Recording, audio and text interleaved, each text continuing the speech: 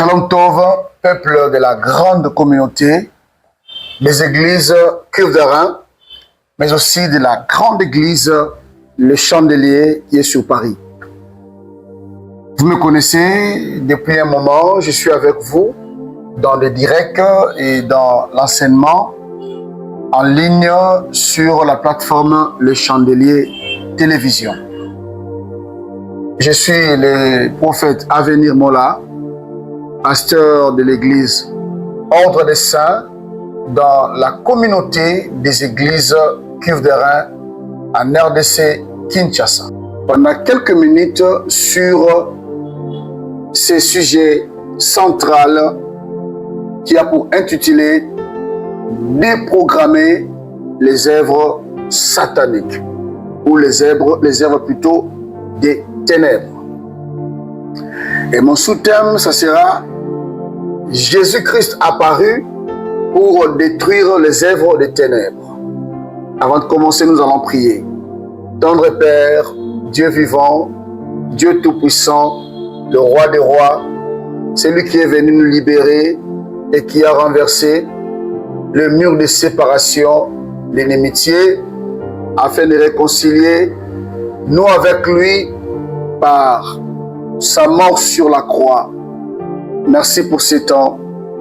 Permets que nous communiquions ta pensée comme tu veux que cela soit donné. Au nom puissant de Jésus-Christ, nous avons ainsi prié avec multiples actions de grâce. Nous disons Amen. Voilà. Déprogrammer ou renverser, détruire, savoir la sorcellerie, la magie, l'occultisme en général et autres formes de mauvaises choses qu'il est en train de faire. Il y a des gens sur la terre qui sont en train de souffrir, qui sont esclaves de Satan. Il y a des familles entières, il y a des quartiers, il y a des villages où le diable règne en roi, il règne en maître. Il impose sa volonté. Mais ces gens ignorent totalement qu'un jour il y a eu un Dieu qui a quitté son trône, mais sans quitter le ciel, il est venu sur terre avec un objectif clair. C'est celui de détruire et de renverser, de déprogrammer, d'anéantir toutes les œuvres des ténèbres. Nous sommes dans la Bible, nous lirons une portion de la Bible d'abord dans l'évangile selon Matthieu. Nous sommes dans Matthieu chapitre 27. Nous lirons le verset 45 seulement. Dans Matthieu 27, ça parle de la crucifixion de Christ. Comment est-ce que les Romains l'ont pris et ont commencé à faire ce qu'ils ont fait pour l'amener à la mort sur la croix. Et comment est-ce que les principaux sacrificateurs, les Sanhédrins en entier, s'étaient ligués pour livrer les fils de l'homme à la mort, mais à la mort honteuse sur la croix. Et la portion que je vais lire est une portion qui parle de quelque chose que je vais soutirer et que je vais exploiter afin de faire comprendre que réellement Jésus-Christ, le Fils de l'homme, le Dieu sur terre, apparu pour renverser, détruire, démolir les fondations, les programmes, les plans, les projets du diable. Lisons la parole du Seigneur. Nous sommes dans Matthieu 27, verset 45. Je lis au nom du Seigneur Jésus-Christ. Depuis la 6e heure jusqu'à la 9e heure, il y eut des ténèbres sur toute la terre. Parole de l'Éternel. Nous irons maintenant lire dans la Bible toujours, dans la lettre de l'apôtre Paul aux Colossiens, chapitre 2. Nous commençons au verset 14e et nous lirons aussi le verset 15e, je voulais dire. J'ai lu au nom du Seigneur Jésus-Christ. Il a effacé l'acte dont les ordonnances nous condamnaient et qui subsistait contre nous. Et il a détruit en le clouant sur la croix ou à la croix. Il a dépouillé les dominations et les autorités et les a livrées publiquement en spectacle en triomphant d'elles par la croix. Parole de Yeshua. Nous rendons grâce à l'Éternel. Amen. Bien-aimés, je suis en train de parler sur ce que Christ a fait. Le Fils de l'homme, Jésus-Christ, le Dieu véritable, était au ciel. Il y eut un jour au ciel, l'archange Michel et ses anges combattirent contre les dragons et ses anges. La parole déclare que les dragons et son armée composée des anges qui se sont rebellés contre l'autorité et la volonté suprême du Dieu vivant n'étaient pas les plus forts. Et ils furent précipités. Et la parole déclare encore, en insistant, qu'il ne fut plus trouvé de place pour eux au ciel. C'est là pour dire que le diable et ses anges qui s'étaient rebellés contre la volonté de Dieu avaient une place au ciel. À l'époque où il était encore chérubin, il était sur terre. Il était gardé comme, plutôt il était placé dans le jardin de l'Éternel comme gardien. C'était un ange affecté à la terre. Il travaillait pour la protection du jardin. Si vous lisez Ézéchiel 28, vous allez voir comment est-ce que Ézéchiel est en train de dépeindre, ou il est en train d'expliquer comment est-ce que ce chérubin était et comment il était en train de faire son travail de protection. Il dit qu'il avait des ailes déployées et il était plutôt orné de pierres étincelantes et de pierres précieuses. Mais jusqu'au jour où l'iniquité fut trouvée en lui, ce chérubin protecteur avait perdu tout éclat qui venait de Dieu et il devint alors déchu. Et dans le principe des esprits, lorsqu'un esprit est déchu, il perd sa forme initiale. Il perd ce qu'il avait reçu de l'Esprit suprême. Il va devenir une créature, ou bien il va avoir une image odieuse. Ce qui a fait que lorsque le chérubin protecteur a été déchu, a été démis de ses fonctions de protecteur du jardin de l'Éternel, il devint le dragon. Il devint le serpent ancien. Il devint toute créature que nous connaissons qui soit odieuse. Donc il perdit la beauté qu'il avait. Il perdit, écoutez, Ézéchiel dit qu'il était parfait en beauté. Mais il ne dépassait pas le Fils de l'homme qui est Christ.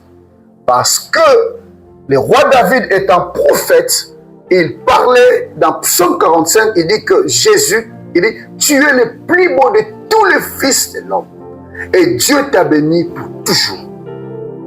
C'est le plus beau qui descendit un jour pour venir renverser et déprogrammer, saboter pour toujours les sabotages du diable dans la vie des gens de la terre.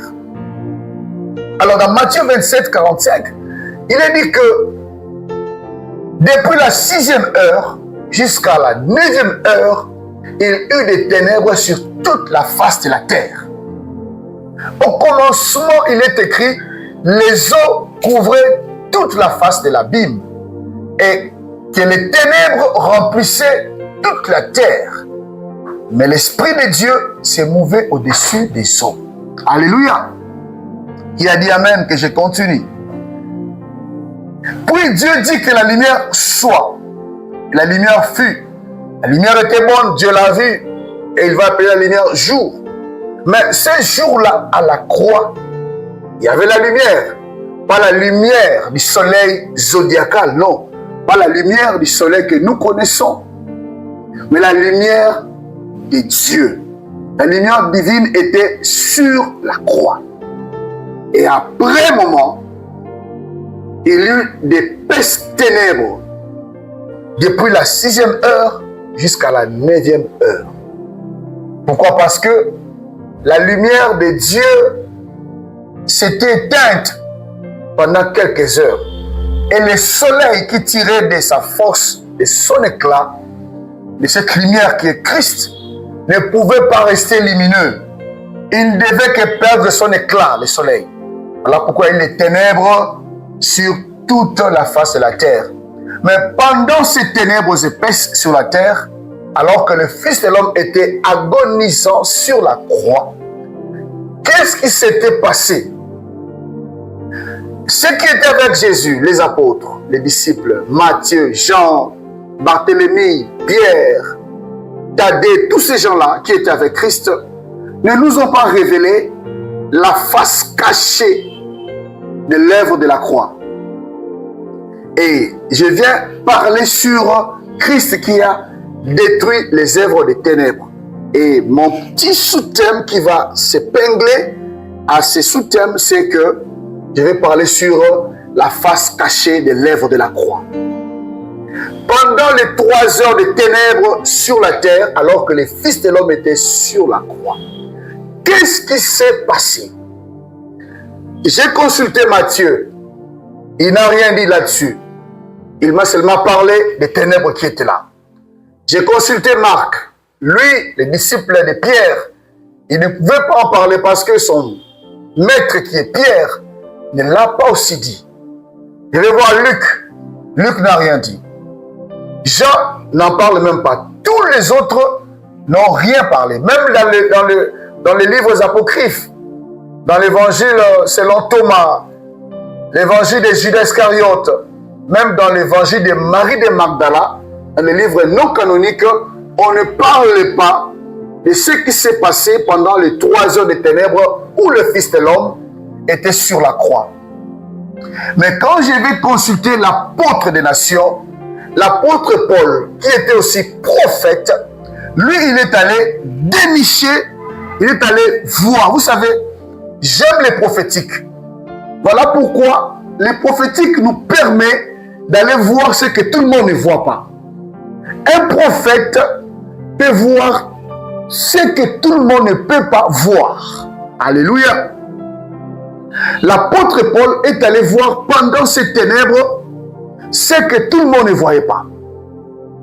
Et il va décrire cela dans sa lettre aux chrétiens de Colosse. Il va dire, il a effacé l'acte dont les ordonnances nous condamnaient. Alléluia. Donc pendant qu'on voyait Christ sur la croix, agonisant, pleurant, disant au Père, Eloi, Eloi, lama sabachthani, j'ai soif. Toutes ces paroles n'étaient que pour nous faire voir son côté humain qui a souffert. Mais dans son côté divin, dans son côté spirituel, Jésus n'était pas crucifié. C'était sa chair qui était sur la croix. Mais l'esprit de Christ n'était pas crucifié. Mais pendant qu'on maltraitait la chair, l'esprit faisait autre chose. Et l'apôtre Paul dénonce, révèle cela, que Christ était en train d'effacer. Il était en train d'enlever tout acte. Il était en train d'abolir, de déchirer toute parole, toute lettre écrite par les sorciers de ta famille, écrite par les aïeux de ta famille qui ont décidé, vous savez, il y a des familles où les ancêtres ont décidé que les garçons de la famille ne seront jamais heureux dans le mariage. Il y a des pactes qu'ils ont fait avec le diable. Il y a des contrats sataniques qu'ils ont effectués, qu'ils ont signés avec l'ennemi pour nuire à toute une génération, à toute une postérité. Mais que Christ s'est donné l'audace de prendre tous ces contrats. Je vais rappeler à quelqu'un ici que Christ a pris les contrats sataniques de ta famille. Ce jour-là sur la croix, il a déchiré ces contrats. Il a effacé toutes les paroles mauvaises contre toi. Voilà pourquoi le prophète Ésaïe étant prophète, avec les yeux et les oreilles des prophètes, il va dire ceci, que toute langue qui s'élèvera en justice contre toi, tu la condamneras. Jésus a effacé tout acte, toute ordonnance écrite par les sorciers, écrite par les démons, écrite par je ne sais quel contrat avec le monde des ténèbres contre ta vie. Jésus a effacé cela. Jésus a ôté cela. Mais l'apôtre Paul, pour terminer mon petit sermon, il a dit qu'il a dépouillé les dominations. Quand on parle de domination, on voit les esprits succubes et incubes. Ce sont les esprits des eaux. Les dominations. Toi qui es habitué à passer du temps avec une femme de nuit, pendant que tu dors, tu passes du temps avec un mari de nuit, pendant que tu dors, même pendant que tu fais la sieste, même pendant que tu somnoles seulement. J'ai connu une sœur, à l'époque, elle était vraiment accro à ça. Même pendant qu'elle est au travail, quand seulement elle somnole, elle voit un mari de nuit qui arrive. Mais toi qui es habitué à la visitation des esprits des eaux, étant esprit incube et succube, Christ a dépouillé cela sur la croix.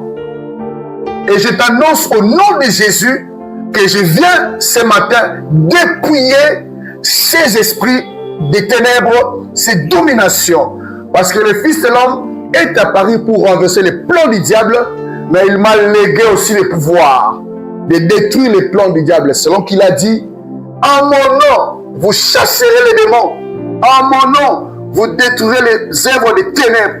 Mais bien avant que cela, Jésus, plutôt le Seigneur, l'Éternel, dans l'Ancienne Alliance, il a dit à Jérémie, il dit, voici, j'ai établi sur des nations, sur des royaumes et sur des peuples, moi, par audace des prophètes, j'ajoute que Dieu nous a établis même sur ou dans nos familles, afin que nous détruisons, afin d'abattre, de renverser, d'arracher, de déraciner, mais à la suite, de planter, de bâtir, de construire. Alléluia. Il a aussi dépouillé les autorités. C'est quoi les autorités? C'est tout pouvoir qui est sur terre contre toi. Christ a dépouillé ce pouvoir-là.